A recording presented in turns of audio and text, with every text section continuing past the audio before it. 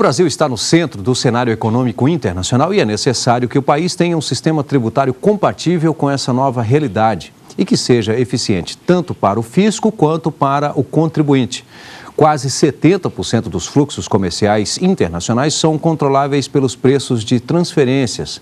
Paralelamente, 100% das transações com mercadorias passam pela valoração aduaneira. Esses dois instrumentos são a base da precificação do comércio internacional. Isso gera a necessidade de um caminho convergente. O doutor em Direito Tributário, Jonathan Barros Vita, fez um estudo sobre o assunto, que vai ser debatido no Academia de hoje. Valoração aduaneira e preços de transferência, pontos de conexão e distinções sistêmico-aplicativas. Tese de doutorado apresentada na Pontifícia Universidade Católica de São Paulo para obtenção do título de doutor em Direito Tributário. Autor, Jonathan Barros Vita.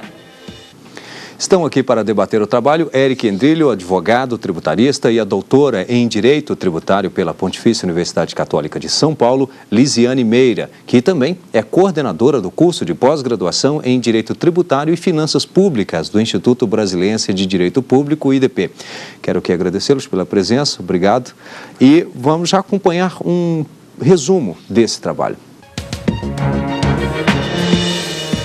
O trabalho aborda, a partir da criação de um sistema de referência teórico, as potenciais convergências entre dois dos mais importantes controles tributários para a precificação de transações internacionais, a valoração aduaneira e os preços de transferência, que visam evitar discriminações comerciais e erosão da base tributária.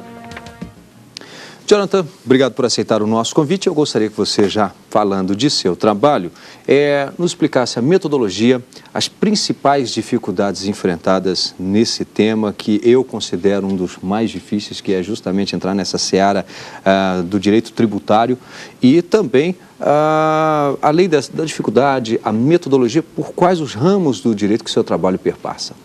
Bem, Rimac, eu queria primeiramente agradecer à Academia pela oportunidade de expor minha tese, dizer que é um grande prazer estar aqui com a doutora Lisiane, com o doutor Eric, e de fato esse trabalho é o resultado de um grande esforço pessoal e um grande esforço teórico. Primeiramente porque o trabalho tem mais de 900 páginas, o que é um pouco inusual para uma tese da PUC, e também porque o tema ele atravessa desde a teoria geral do direito, passando por uma teoria geral do direito internacional e chegando justamente a temas da tributação internacional e do comércio exterior. E é muito difícil acontecer, dentro da doutrina brasileira e internacional, que uma mesma pessoa estude temas de direito tributário internacional, de direito internacional tributário e temas de tributação do comércio exterior. Então, essa foi uma primeira dificuldade.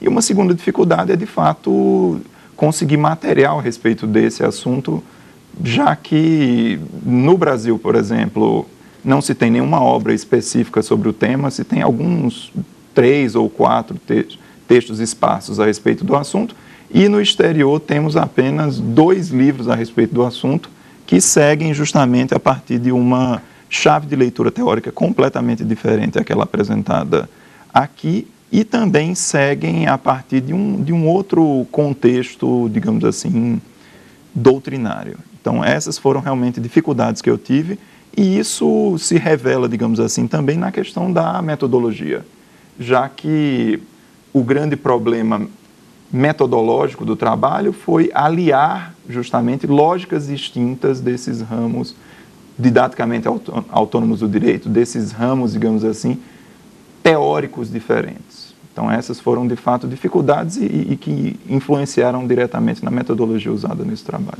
Bem, você cita aí a dificuldade com relação à bibliografia. Nós vamos aqui acompanhar 3 obras que o próprio Jonathan destacou para que fosse apresentada aqui no Academia de hoje. Vamos ver.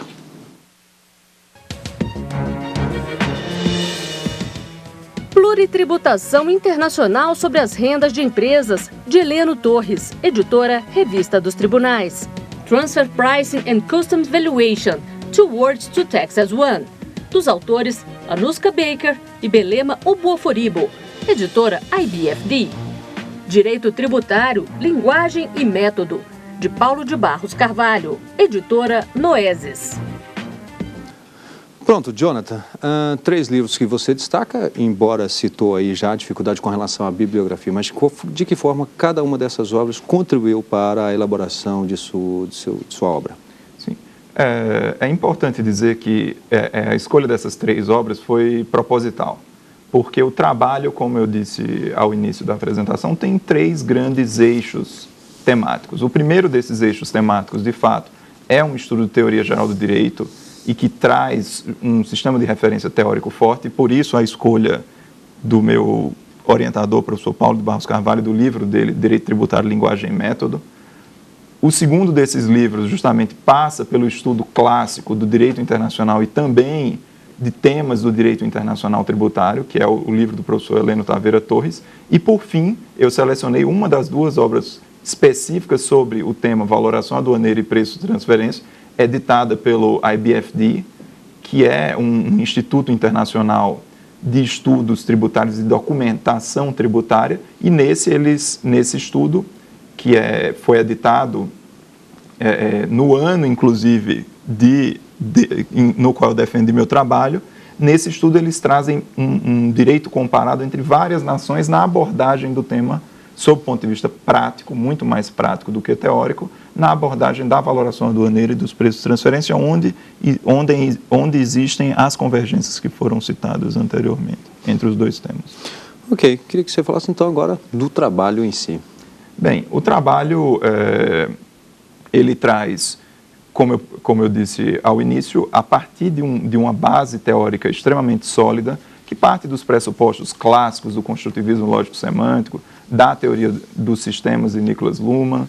Ele primeiro faz esse arco teórico para estabelecer, de fato, um sistema de referência, passa no 4º e 5º capítulo, tratando um pouco sobre o direito tributário, sobre a base de cálculo tributário, que é onde convergem, de fato, esses 2 institutos, e passa por um grande capítulo de direito internacional, porque o direito tributário é uma grande plataforma para o estudo do direito internacional, já que o direito internacional, o direito tributário, ele tem temas do direito clássico internacional público, temas clássicos do direito internacional privado, tem uma casuística muito grande de análise, já que o Brasil tem poucos tratados internacionais para evitar dupla tributação, por exemplo, mas são mais de 30.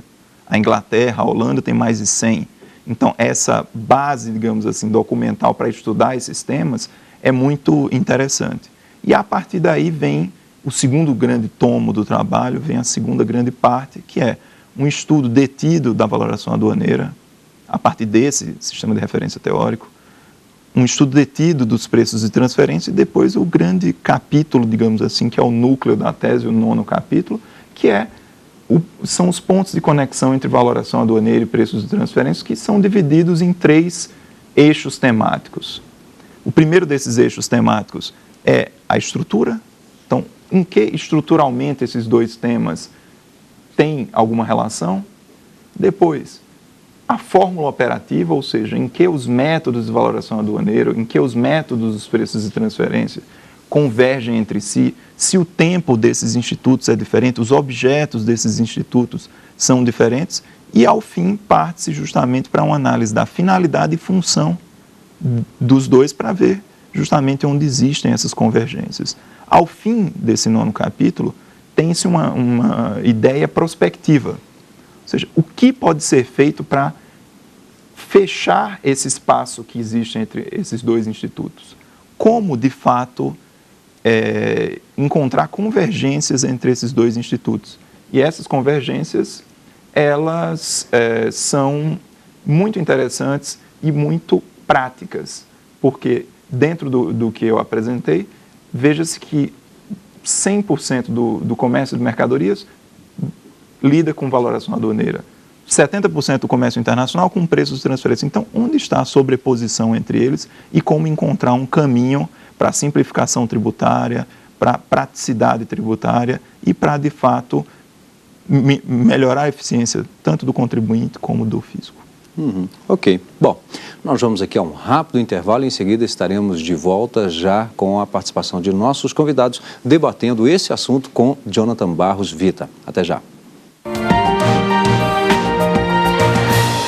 Estamos de volta com o Academia, que traz hoje a tese de doutorado de Jonathan Barros Vita, valoração aduaneira e preços de transferência, pontos de conexão e distinções sistêmico-aplicativas.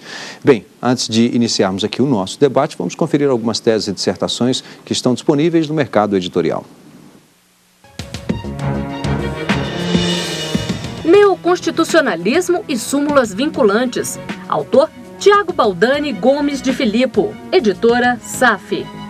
Os povos indígenas brasileiros e a transição paradigmática. Autora Márcia Cristina Altveiter Vilas Boas, Núria Fabres, editora. Informação, Direito e Verdade, Regulação Constitucional da Imprensa. Autor Washington Luiz Testa Júnior, editora Juruá.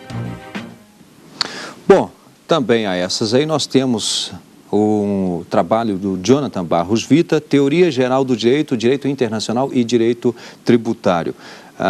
Aqui tem um prefácio, inclusive, do professor Paulo de Barros Carvalho. Agora, eu queria que você nos falasse sobre sua obra, porque, na verdade, é uma parte desse seu trabalho que hoje você apresenta aqui no Academia. Exatamente, Mark. A ideia desse trabalho é justamente estabelecer o sistema de referência teórico que foi usado no trabalho e, de fato, para, a partir daí, poder permitir, digamos assim, a elaboração de vários trabalhos a partir de uma tese. Como a tese, como já dito, tem mais de 900 páginas, eu achei por bem poupar o leitor de um tomo extremamente grande e, de fato, trazer essa divisão em os grandes capítulos e os grandes temas, cada um sendo uma obra diferente, mas com esse grande fio condutor comum, que é a Teoria Geral do Direito. Está aqui, então, mais esta obra no mercado que você pode, com certeza, adquirir e ter bom proveito nesta leitura. Professora Lisiane Meiro, obrigado pela presença. Eu gostaria que você já fizesse aí a primeira intervenção nesse nosso debate. Bom, muito obrigada. Inicialmente, eu gostaria de agradecer à TV Justiça pelo convite, pelo honroso convite, e parabenizar pelo importante trabalho, né, na reflexão e divulgação dos trabalhos acadêmicos. Gostaria de cumprimentar o advogado e respeitado estudioso Jonathan. Em relação ao trabalho desenvolvido pelo Dr. Jonathan, é um trabalho importante, né? É um trabalho desbravador, como ele mesmo expôs aqui, não há um trabalho similar, nem no mesmo foco, e muito menos na mesma extensão e profundidade na doutrina nacional, e também temos falta de desenvolvimento desse tema da doutrina internacional, o que revelou uma extrema coragem, né, e uma seriedade de propósito, conseguir se propor a desenvolver esse tema e desenvolvê-lo com essa extensão, profundidade e seriedade. Bom, o aspecto que eu gostaria de questioná-lo, ou de pedir para que retomasse aqui na nossa conversa, é exatamente essa questão da utilização de critérios próximos ou comuns, tanto para o preço de transferência, que relaciona-se mais à tributação interna, quanto para a valoração aduaneira. Essas regras advêm de acordos internacionais, né, ou em relação à Organização Mundial do Comércio, acordo, em relação ao CDE, são, na verdade, modelos que acabam direcionando os acordos, inclusive celebrados pelo Brasil. Minha pergunta é: há alguma especificidade nessa aproximação no Brasil, tendo em vista que o nosso sistema tributário é diferente, né? Nós temos um número maior de tributos e temos 3 níveis de tributação, se isso prejudica esse trabalho de aproximação e também esse trabalho de simplificação, que é uma proposta aqui da sua tese, mas é algo que nós vemos como extremamente necessário no Brasil. Então, minha pergunta é essa: é possível aproximar os critérios em relação à base de cálculo dos tributos internos na exportação, por exemplo, na importação e também, né, preço de transferência, tributação sobre a renda, imposto de renda, PIS/COFINS? Eu pediria uma abordagem sua sobre essa questão. Não, essa pergunta é, de fato, o núcleo de especulações do trabalho. Como eu disse anteriormente, o grande problema é que você tem, de fato, estudos estanques sobre o tema. Você tem estudos sobre comércio internacional e estudos sobre tributação internacional, que normalmente são voltados ao imposto sobre a renda. E, aparentemente, existe uma lógica diferente em cada uma dessas duas tributações. Mas, dentro dessa análise da valoração aduaneira e dos preços de transferência, o que existe é uma lógica convergente. Existe uma simetria entre os métodos usados pela valoração aduaneira e os métodos usados pelos preços de transferência. E mais ainda, a valoração aduaneira tem, além de tudo, um ponto cego. Qual é o ponto cego? É a tributação de serviços, é a tributação de propriedade intelectual, que se agregam ou não se agregam justamente à valoração aduaneira. E mais ainda dentro desse contexto, o que também acontece é que a margem de manobra existente sob o ponto de vista regulatório, sob o ponto de vista dos deveres instrumentais para a valoração aduaneira é muito grande. E para os preços de transferência essa margem é menor. Então, como é derivante de um acordo internacional a valoração aduaneira, o que pode justamente acontecer dentro desse contexto é, se a Receita Federal, que administra tanto os tributos que estão sob controle da valoração aduaneira, como aqueles que estão sob controle dos preços de transferência, entender que esse espaço de manobra possível, principalmente na valoração aduaneira, permite uma regulação próxima dos deveres instrumentais dos preços de transferência, isso de fato simplificaria enormemente o direito tributário. E não necessita de um novo acordo internacional, não necessita de uma lei em sentido estrito aprovada pelo Congresso Nacional. Isso com intervenções pontuais através de instruções normativas, de decretos regulamentares, você pode aproximar pelo menos a documentação desses dois institutos. Se não, dizer, como se diz, por exemplo, nos Estados Unidos, como se diz, por exemplo, na Austrália, na Nova Zelândia, no Canadá, que o valor de um será necessariamente utilizado para o outro. Então, essa aproximação é muito mais de um ponto de vista prático e operacional e é extremamente simples de ser implementada porque depende única e exclusivamente da Receita Federal. Então, essa é a proposta do trabalho. Professor Eric. Bom, eu inicialmente quero agradecer aqui o convite feito pelo TV Justiça, né? Na sua pessoa, Rimac, que está sempre aqui nos recebendo. Quero aqui também dar aqui o nosso voto de parabéns aqui pela professora, também uma honra estar com a senhora. E certamente aqui parabenizar o nosso querido Jonathan, né? Professor ilustre, que aqui traz a sua inovadora tese, e como ele mesmo disse, uma tese de bastante fôlego, né? E trata-se de uma obra inédita, porquanto trata-se de um tema que a própria produção doutrinária é muito escassa, né, Jonathan? Então, eu imagino que você tenha tido as suas dificuldades naturais para construir essa teoria. E aí ela cresce de importância na medida em que o Brasil também se destaca no comércio exterior, né, e sai buscando novos mercados, intercambiando comércio, né? E eu confesso que li a sua obra e eu aqui gostaria de fazer algumas ponderações em relação até ao primeiro eixo, que é aquela base central que você escreve para dar fôlego para se entrar no programa, na problemática aduaneira propriamente dita, né?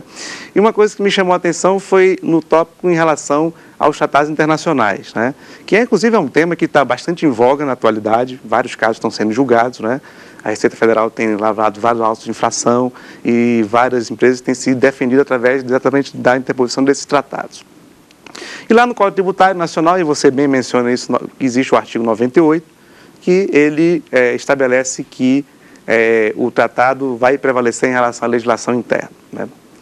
Aí eu queria que você fizesse alguns comentários acerca disso, até porque em recente julgado, o Superior Tribunal de Justiça, ele chega a fazer uma distinção entre o que ele chama de tratado norma e tratado contrato, né? E admite, inclusive, que o artigo 98 não se aplicaria aos tratados contratos, embora ele reconheça que na matéria tributária que ele julgou, prevaleceria o artigo 98 em razão dos tratados normas. Como é que você vê essa distinção, Jonathan? Assim, porque isso aí, na verdade, é uma antessala para entrar na questão aduaneira também, né? Essa é a primeira intervenção que eu gostaria de fazer. Claro.